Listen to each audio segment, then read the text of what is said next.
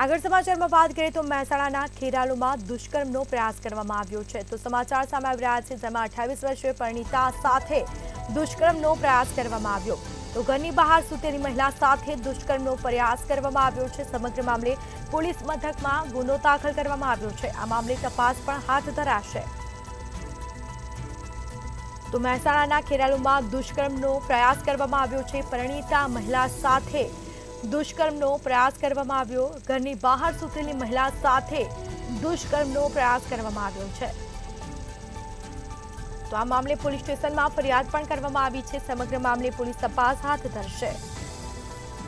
પરિણીતા સાથે દુષ્કર્મની ઘટના પ્રયાસ કરવામાં આવ્યો છે જેમાં ખેરાલુ પોલીસ સ્ટેશનમાં આખરે ગુનો દાખલ કરવામાં આવ્યો છે